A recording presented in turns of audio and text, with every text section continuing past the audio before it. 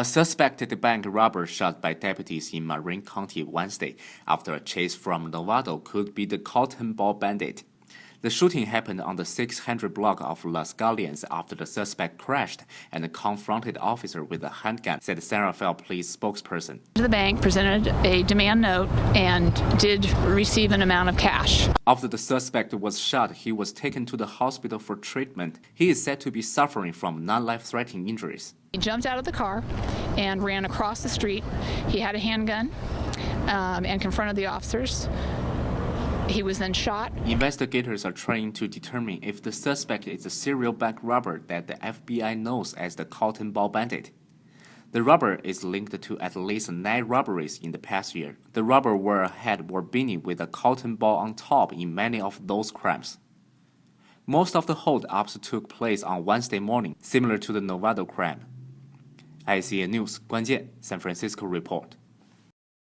Standard & Poor's on Wednesday said Facebook Inc. will join its S&P 500 stock index after the close of trading on December 20th, cementing the social media network's rise into one of the biggest, most powerful U.S. companies. The decision follows Facebook reporting its 4th straight profitable quarter in October, one of the criteria that S&P uses to determine eligibility for the index. Facebook shares rose 4.3% to $51.51 following S&P's announcement after regular market hours.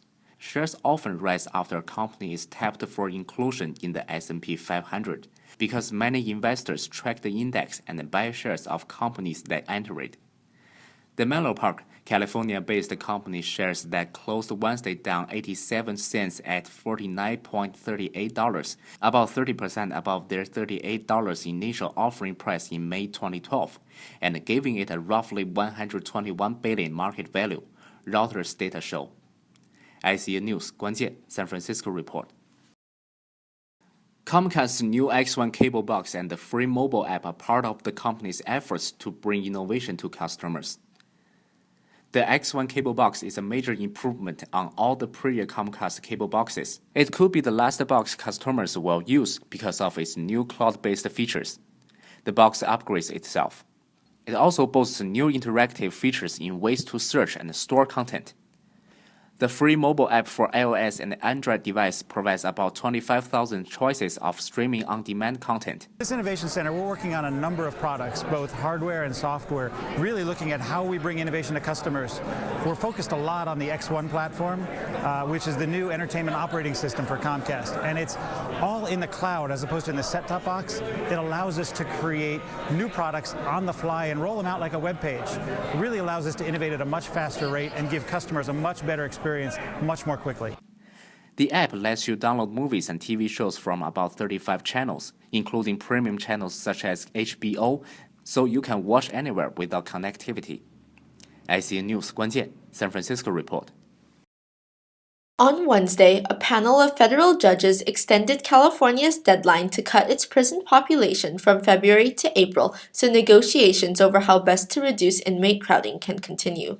The previous extension to February was so that a court-appointed mediator could work with Governor Jerry Brown to find a long-term solution to the crowding that leads to conditions so poor they violate constitutional standards.